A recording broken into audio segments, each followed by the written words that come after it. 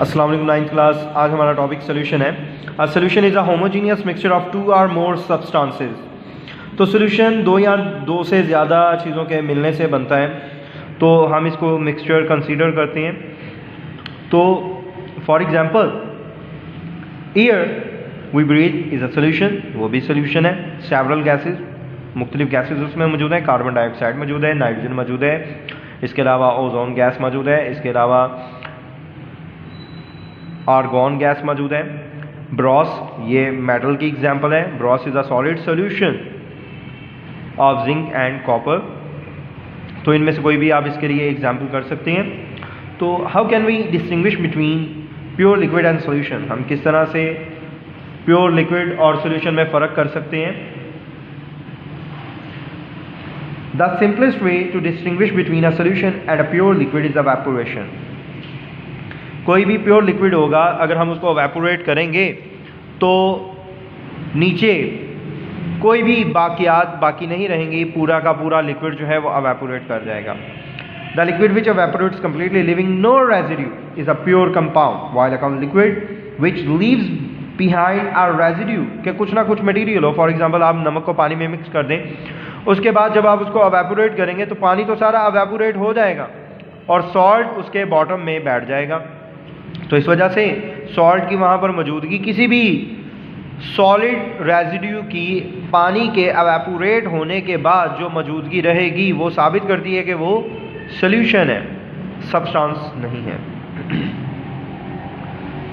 An alloy like brass or a bronze is also a homogeneous mixture। तो इसके बाद हम एक्वा सॉल्यूशन की डेफिनेशन करते हैं। एक्वा सॉल्यूशन, एक्वा पानी से है, the solution which is form by dissolving a substance in water. पानी में किसी भी सब्सटेंस का सॉल्यूशन एक्वा सॉल्यूशन कहलाता है। जिस तरह से for example sugar in water and table salt in water. Table salt मतलब नमक, सोडियम क्लोराइड है, ठीक है। टेबल सॉल्ट है NaCl, सोडियम क्लोराइड। इसके बाद सल्यूट और सॉल्वेंट, ये दो ऐसे कंपोनेंट्स हैं जो सॉल्यूशन बनाते हैं। यानी सॉल्यूशन बनाने के लिए दो कंपोनेंट्स का होना ज़रूरी है, एक सल्यूट और एक solvent.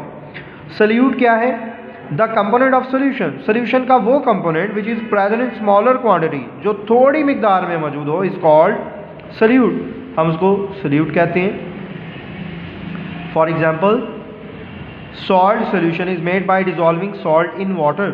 So in salt solution salt is the solute and water is the solvent. क्योंकि नमक की मिकदार हम थोड़ी सी लेते हैं और पानी की मिकदार ज़्यादा होती है, इस वजह से जिसकी मिकदार ज़्यादा होगी वो सॉल्वेंट होगा और जिसकी मिकदार कम होगी वो सल्यूट होगा। सॉल्वेंट,